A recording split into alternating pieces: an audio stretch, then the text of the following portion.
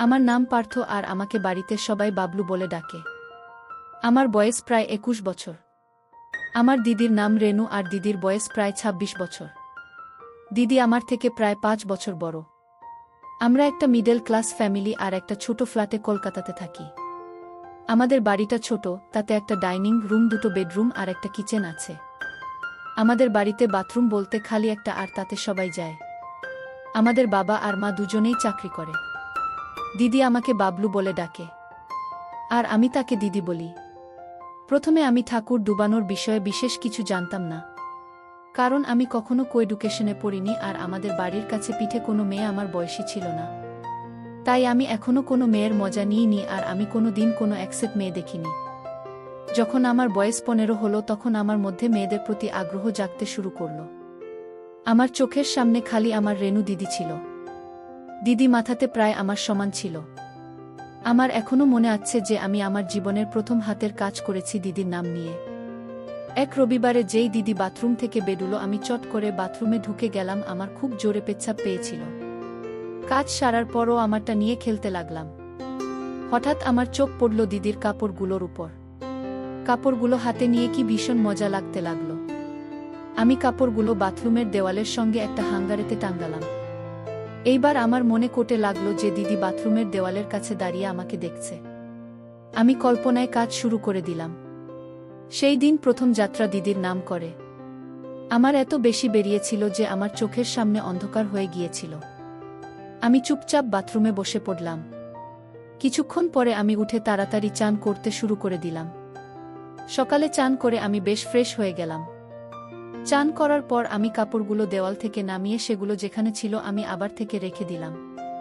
সেদিনকার পর থেকে হাতের কাজ করার সময় দিদির কাপড় নিয়ে নিতাম। হ্যাঁ, এইরকম করে কাজ করার সুযোগ খালি রবিবারেই হতো। কেননা রবিবারে আমি দিদির চান করার পর চান করতাম। রবিবারে আমি ঘুম ভাঙার পরে চুপচাপ শুয়ে থাকতাম আর দেখতাম যে কখন দিদি বাথরুমে যায়। যেই দিদি বাথরুমে যেত আমি বিছানা থেকে উঠে পড়তাম আর দিদি বাথরুম থেকে বেরুলে আমি ঝাঁত করে বাথরুমে ঢুকে পড়তাম। আমার মা আর বাবা রোজ সকাল সকাল বেলা বিছানা ছেড়ে দিত আর যখন আমি উঠতাম তখন মা কিচেনে জলখাবার রান্না করতে থাকত আর বাবা বাইরে বালকনিতে বসে পেপার পড়তে থাকত বা বাজারে গিয়ে দিনকার বাজার করত। আমি কখনো আমার মনের কথা বা আমার স্বপ্নের কথা কাউকে বলিনি বা দিদি আমার কোনো কথা জানত না। আমি আমার স্কুলের পড়াশোনা শেষ করে কলেজ যেতে লাগলাম। কলেজেতে কিছু মেয়ে বন্ধু হয়ে গেল। দু একটা মেয়ে বন্ধুকে কাজ করে দিলাম। আমি যখনই কোনো মেয়ে বন্ধুকে কাজ করে দিতাম তখন আমি তাকে আমার দিদি ভেবে কাজ করে দিতাম। আমি বারবার চেষ্টা করতাম যে আমার মনটা দিদি ওপর থেকে সরে যাক, কিন্তু তা হচ্ছিল না। আমার মন ঘুরে ফিরে বারবার দিদির দিকে চলে যেত। আমি দিনে ২৪ ঘন্টায় দিদি বিষয়ে আর দিদিকে কাজ করে দেওয়ার ব্যাপারে ভাবতে থাকতাম। আমি যতক্ষণ বাড়িতে থাকতাম আমি দিদির দিকে তাকিয়ে থাকতাম, কিন্তু আমার মনের ব্যাপারটা দিদি কিছু জানত না।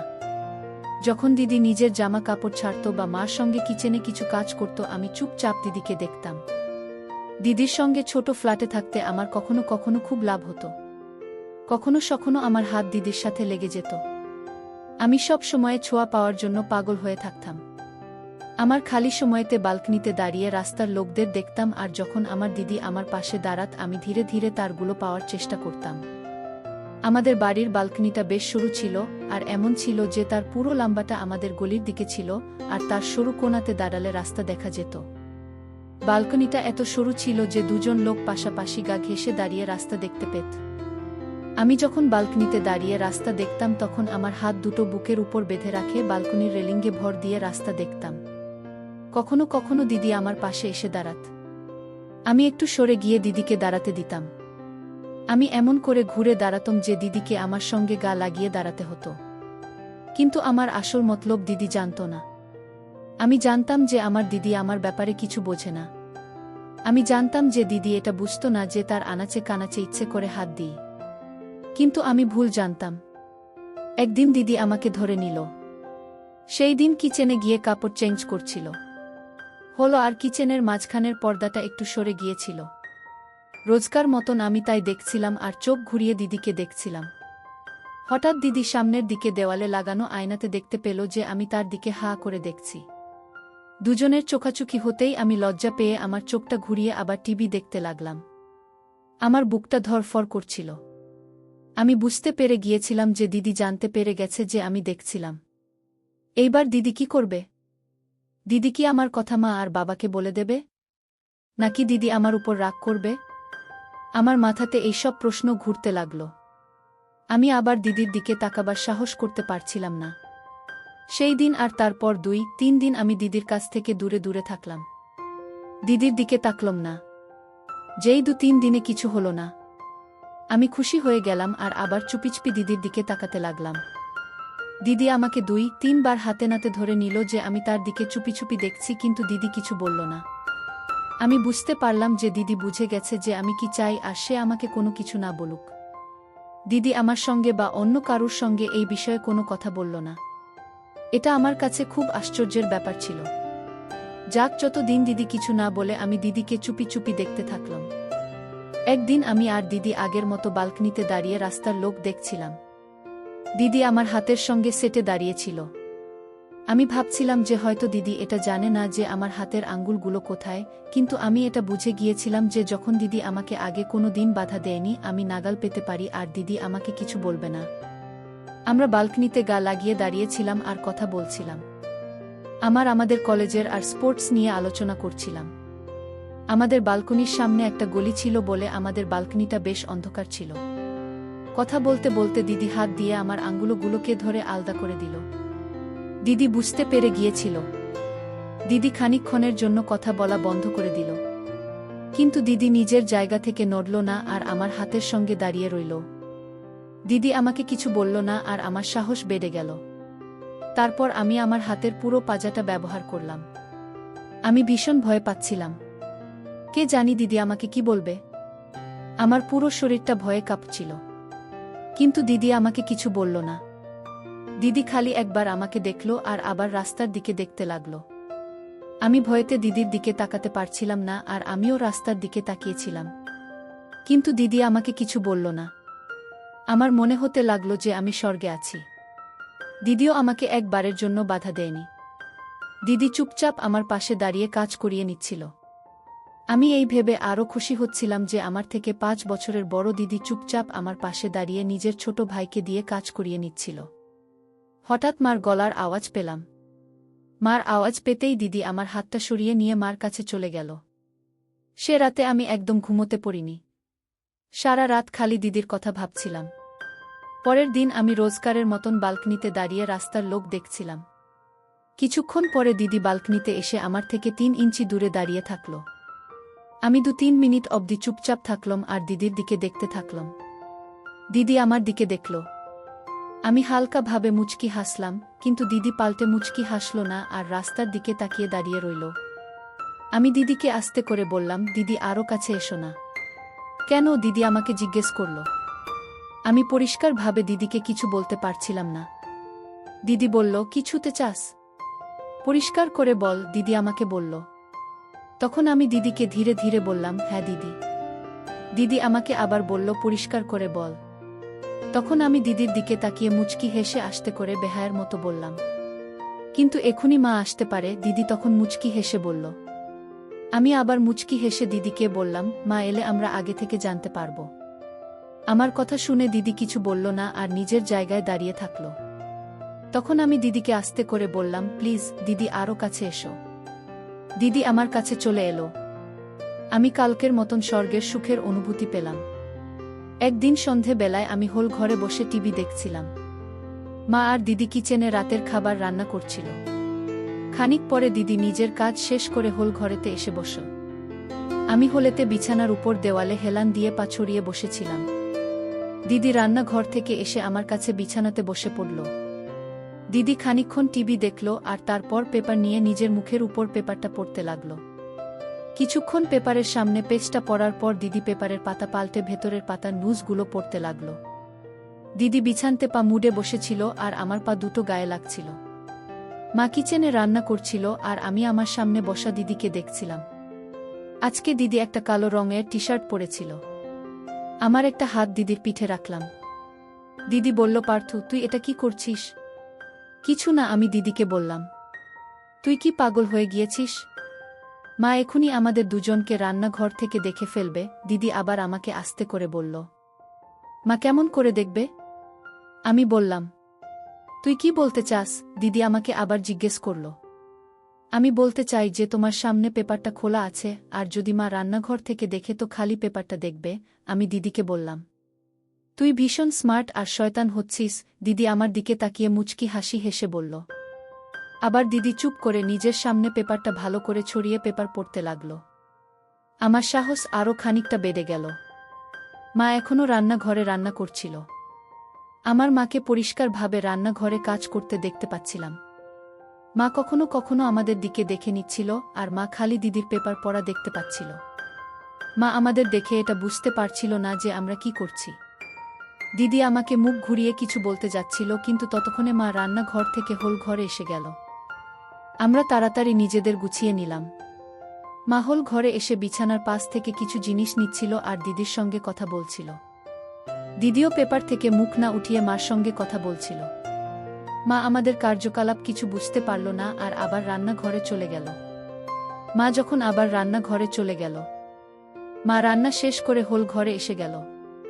মা বিছানাতে দিদির পাশে বসে দিদির সঙ্গে কথা বলতে লাগল। আমি বিছানা থেকে উঠে বাথরুমের দিকে চলে গেলাম, কেননা আমার হাতের কাজ করতে হবে। পরের দিন বিকেলে দিদি নিজের কোনো বন্ধুর সঙ্গে ফোনেতে কথা বলছিল। আমি শুনতে পেলাম যে দিদি তাকে নিয়ে মার্কেট যেতে চাই। দিদির বন্ধু পরে কনফার্ম করবে বলে ফোনটা রেখে দিল। খানিক পরে আমি দিদিকে একলা পেয়ে দিদিকে বললাম, দিদি, আমিও তোমার সঙ্গে মার্কেটে যেতে চাই। তুমি কি আমাকে তোমার সঙ্গে মার্কেট নিয়ে যেতে পার? দিদি খানিকক্ষণ ভাবার পর আমাকে বলল, কিন্তু পার্থ, আমি তো আমার বান্ধবীর সঙ্গে কথা বলে নিয়েছি, আর সে আমার সঙ্গে বিকেলে মার্কেটে যাবে বলে আমাদের বাড়ি আসছে। তার উপর আমি এখন মাকে বলিনি কি আমি মার্কেটিংয়ে যাচ্ছি। আমি দিদিকে বললাম, ঠিক আছে, তুমি গিয়ে মাকে বল যে তুমি আমার সঙ্গে বাজারে যাচ্ছ। দেখবে মা রাজি হয়ে যাবে। তারপর আমার বাইরে গিয়ে তোমার বান্ধবীকে ফোন করে দেব যে মার্কেটিং প্রোগ্রামটা ক্যান্সেল হয়ে গেছে, তার আর আসার দরকার নেই। ঠিক আছে না? দিদি আস্তে করে হেসে বলল, হ্যাঁ, এটা ঠিক আছে।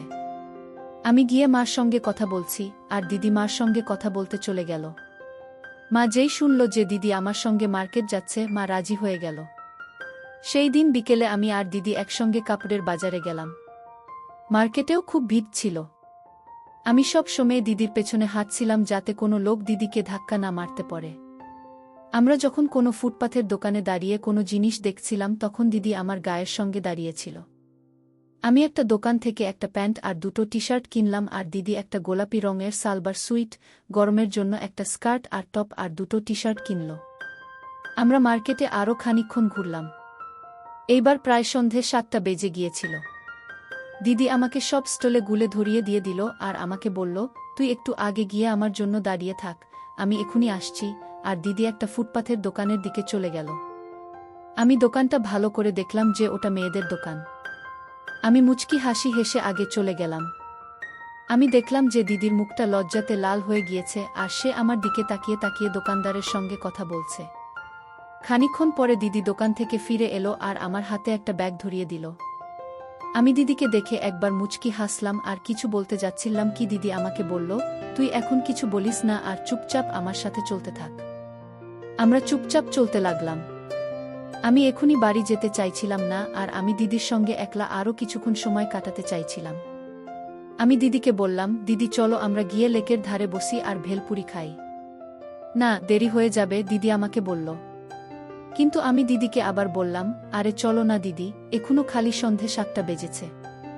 আর আমরা খানিকক্ষণ লেকের ধারে বসে ভেলপুরি খেয়ে বাড়ি চলে যাব। তাছাড়া মা জানে তুমি আমার সঙ্গে বাজারে এসেছো, তাই মা চিন্তা করবে না। দিদি খানিক ভেবে বলল, ঠিক আছে, চল লেকের ধারে গিয়ে বসি।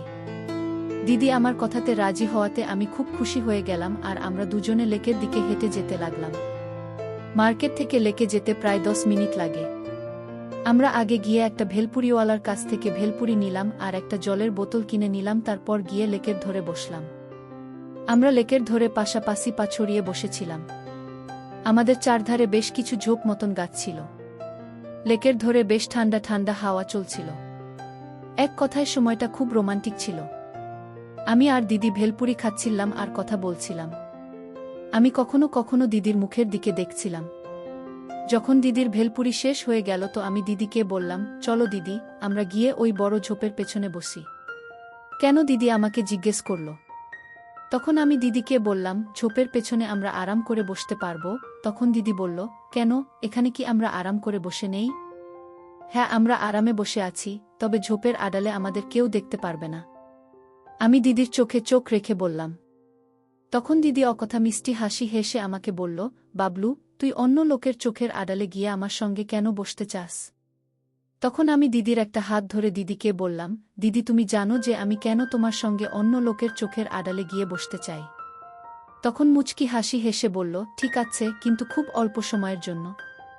আমাদের এমনিতে দেরি হয়ে গেছে আর আমাদের বাড়ি ফিরতে হবে। আর দিদি উঠে বড় ঝোপ গাছের পেছনের দিকে হাঁটতে লাগল। আমিও তাড়াতাড়ি উঠে সব বাগগুলো উঠিয়ে দিদির পেছনে পেছনে হাঁটা শুরু করে দিলাম। বড় ঝোপটার পাশে আরও একটা ঝোপ গাছ ছিল, আর তাতে তার মাঝখানে বেশ খানিকটা জায়গা খালি ছিল। আমি ওখানে গিয়ে দেখলাম যে এখানে বসলে কেউ আমাদের দেখতে পারবে না। আমি গিয়ে সেই জায়গায় আগে বাগগুলো রাখলাম আর তারপর বসে পড়লাম। দিদিও এসে আমার পাশে বসে পড়ল। দিদি আমার কাছ থেকে প্রায় 1 ফিট দূরে বসল। আমি দিদিকে আমার আরও কাছে বসতে বললাম। দিদি একটু সরে এসে আমার কাছে এসে বসল, আর এইবার আমাদের কাঁধগুলো এক হলো। আমি দিদিকে আরও আমার কাছে টেনে নিলাম। আর মনে মনে প্ল্যান করে ফেললাম দিদিকে কাজ করে দেওয়ার এটাই উপযুক্ত সময়।